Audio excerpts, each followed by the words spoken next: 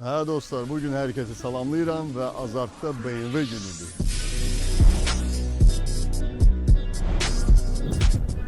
Y60 ve G60. Gördüğünüz gibi aralarında 20 yıl fark var.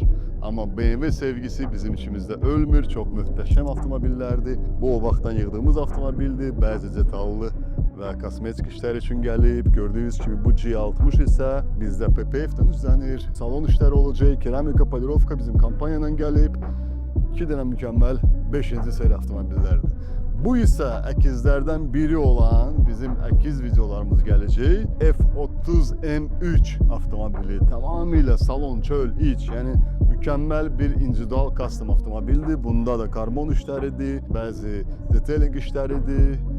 Bu ise 2025. yılın yeni model X5 G05 tamamıyla yığılır X5M full iç, çöl, dış, aerakit, tüm karbon aksesuarlar salona kadar Azar Tuning'de yığılır. Biz BMW'leri sevirik. Buyurun gelin. Her zaman BMW'ler için xüsusi indirimler var. Bunu da demek istedik ki BMW'ler için her növ aksesuarlar Azar Tuning'de eldedir.